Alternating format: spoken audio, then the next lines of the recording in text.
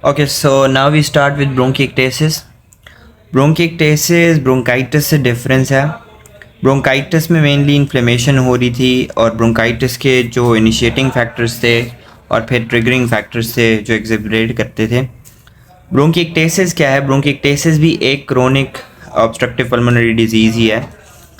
इसमें भी डायलेशन होती है एयर स्पेसेस की। अब आपने इसको डिफ्रेंशिएट करना है, कंपेयर करना है विद एम्फाइसीमा। एम्फाइसीमा में भी डायलेशन हो रही है, लेकिन वहाँ डायलेशन हो रही थी एसएनआई की, मतलब रेस्पिरेटरी ब्रोंक्यूल्स की, एल्व्यूलर डक्ट की और एल्व्यूलर सैक्स की, ठीक है, या एल्व्यूलाई की। यहाँ पे क्या हो रहा है कि अब नॉर्मल डायलेशन हो रही है, लेकिन किसकी हो रही है? डायलेशन हो रही है ब्रोंकस की, मेन ब्रोंकस जो ब्रोंकाए हैं और ब्रोंक्यूल्स हैं। यहाँ पे एसएनआई इन्वॉल्व नहीं है, ठीक है। साथ में उसी तरह डिस्ट्रक्शन हो रही है मसल टिश्यूज़ की और इलास्टिक टिश्यू की। अच्छा, ब्रोंकिएक्टेसिस में मेनली कॉजेज़ क्या होते हैं? ब्रोंकिएक्टेसिस में जो 3 मेन कॉजेज़ होते हैं वो होती है या तो ऑब्स्ट्रक्शन हो जाए इनसाइड दी एयरवेज, ठीक है, जैसे कि कोई फॉरेन बॉडी हो गया, ट्यूमर हो गया, या कुछ बाहर से ऐसा ऑब्जेक्ट है जो कि कंप्रेस कर दे हमारे ब्रोंकस को, ठीक है। इन्फेक्शंस हो सकते हैं, मोस्ट कॉमनली माइकोबैक्टीरियम ट्यूबरकुलोसिस हो सकता है, स्टेफिलोकोकस ऑरियस हो सकता है, या हीमोफिलस इन्फ्लुएंजा हो सकता है। उसके अलावा बुरिला परटूसिस हो सकता है जो कि वूपिंग कफ करवाता है, मीजल्स हो सकता है, और वायरसेस में एडिनो वायरस हो सकता है। तीसरी चीज़ हो सकती है कंजेनिटल या हेरिडिटी कंडीशंस। अब कंजेनिटल में जो सबसे मेन आता है वो है गारा जेनरर सिंड्रोम। इसमें क्या होता है?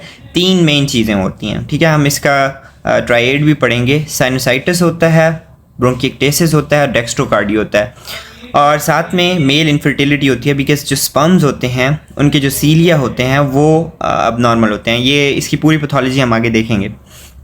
उसके अलावा जेनेटिक कंडीशंस कौन सी हो सकती हैं? Cystic fibrosis. सिस्टिक फाइब्रोसिस में आपको पता है म्यूकस प्लग होता है, म्यूकस बहुत ज़्यादा प्रोड्यूस होता है। उसके अलावा कुछ कंडीशंस हो सकती हैं जो कि इम्यून डेफिशिएंसी के साथ रिलेटेड हैं, या ऑटो इम्यून डिजीज़ हैं, जैसे कि एसएलई हो गया, लूपस एरिथेमेटोसिस, उसके अलावा रूमेटाइड आर्थराइटिस, उनके साथ भी ये एसोसिएटेड है। तो मेन 3 कॉजेज़ हैं हमारे पास। ऑब्स्ट्रक्शन है जिसमें फॉरेन बॉडी ट्यूमर्स वगैरह आ जाते हैं, इन्फेक्शंस हैं, या फिर कंजेनिटल डिजीज़ हैं। इनकी सारी पैथोलॉजी आगे किस तरह होती है वो हम देखेंगे। अब हम जर्नली इसकी पैथोजेनेसिस देख लेते हैं। जो स्पेसिफाइड पैथोजेनेसिस वो हम फर्दर देखेंगे। जो इसकी पैथोलॉजी है जनरली वो ये है कि 2 मेन चीज़ें हैं, एक है ऑब्स्ट्रक्शन और दूसरी है इन्फेक्शन। ये ओवरलैप करते रहते हैं, एक विशियस साइकिल है। ऑब्स्ट्रक्शन होती है, ऑब्स्ट्रक्शन होने की वजह से क्या होगा?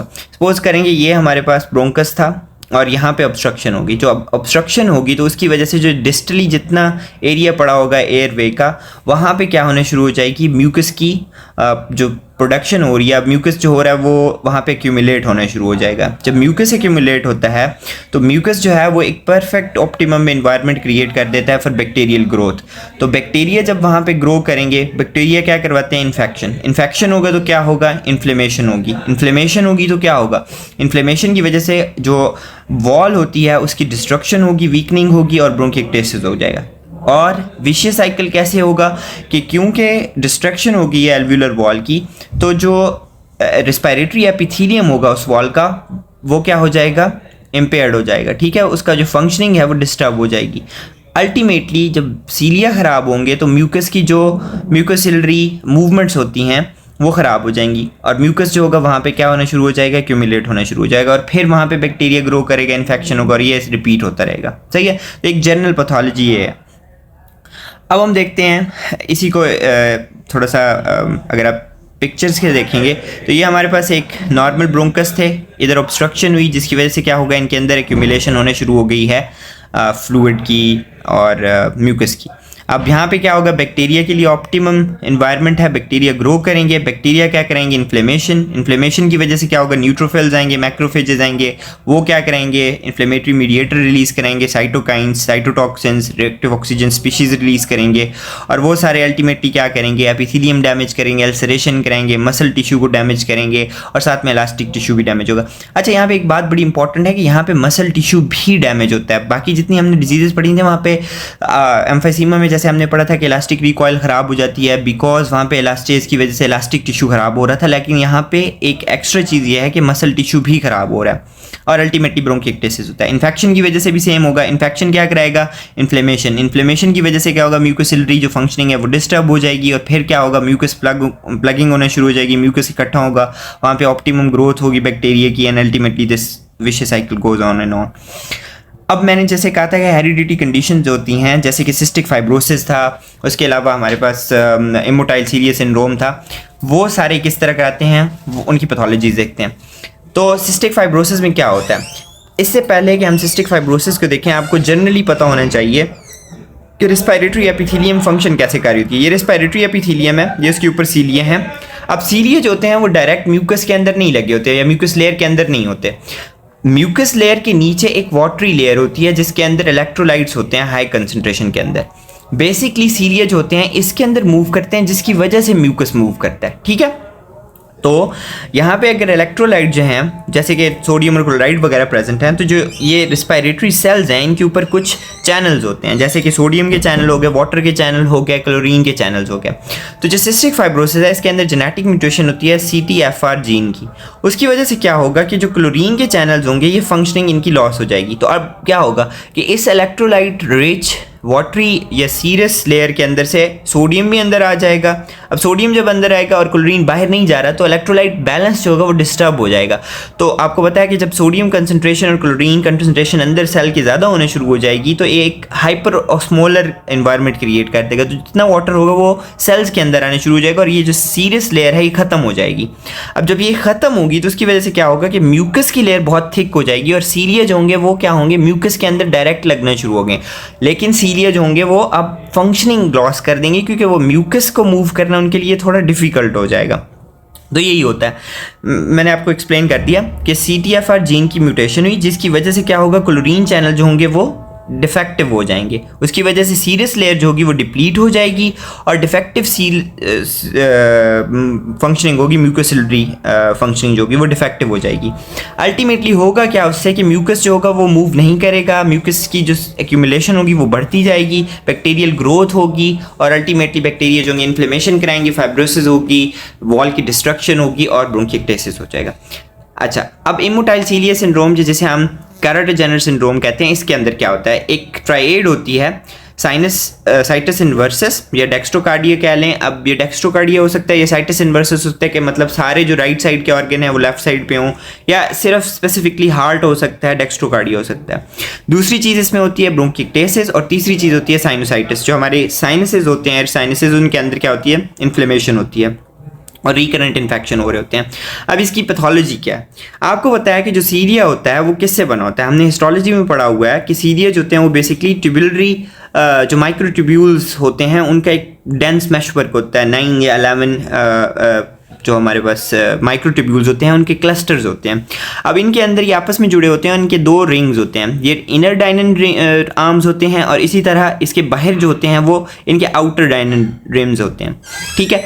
अब जो जीन्स होता है DNA1 उनके अंदर क्या होती है? म्यूटेशन हो जाती है जिसकी वजह से क्या होता है कि ये इनर डायनन आर्म्स को अफेक्ट करते हैं।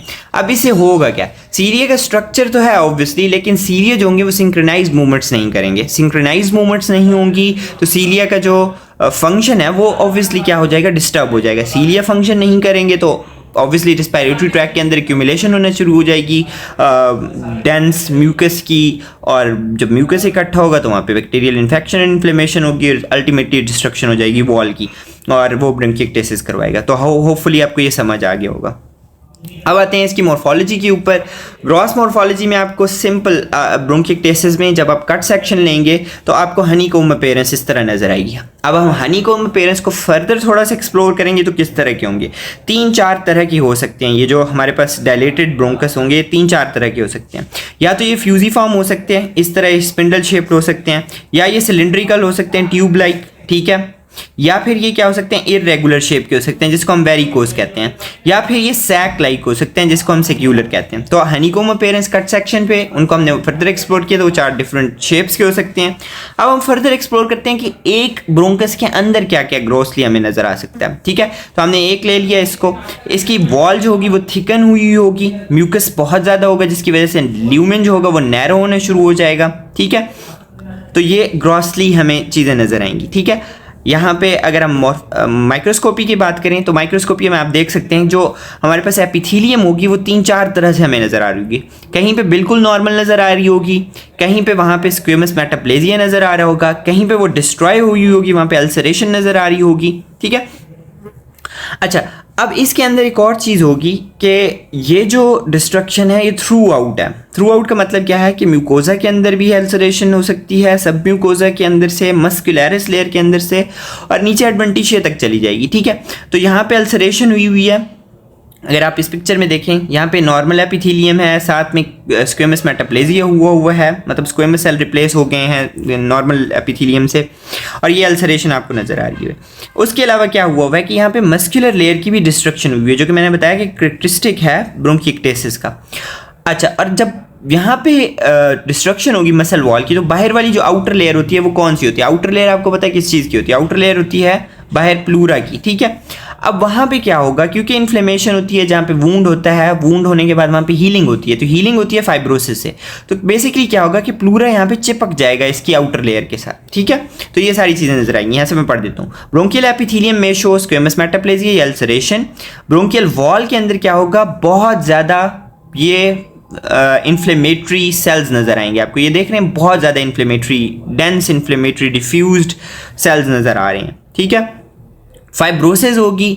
उसके अलावा क्या होगा कि प्लूरा जो ओवरलाई कर रही होगी वो किसी जगह से अटैच होगी। ठीक है, ब्रोंकाई के साथ। ठीक है, तो ये इसकी माइक्रोस्कोपी होगी। होपफुली आपको समझ आ गई होगी। कॉम्प्लिकेशंस में क्या क्या हो सकते हैं? लंग एब्सेस बन सकती है, नमोनिया हो सकता है, क्योंकि बड़ा ऑप्टिमम इन्वायरमेंट है इन्फेक्शंस के लिए। एम्पाइमा बस इकट्ठी हो सकती है, यहाँ से बैक्टीरियल इन्फेक्शन ब्लड के थ्रू ट्रैवल करके सेप्टिसीमिया करा सकते हैं, मेनिंजाइटिस करा सकते हैं। और ये एब्सेस जो होती है मेटास्टेटिक भी हो सकती है, मतलब ब्रेन तक भी जा सकती है। कोर पल्मोनल हो सकता है, क्योंकि पल्मोनरी हाइपरटेंशन भी हो रही होगी, राइट साइड हार्ट फेलियर हो सकता है। ये सारी होगी आपकी कॉम्प्लिकेशंस।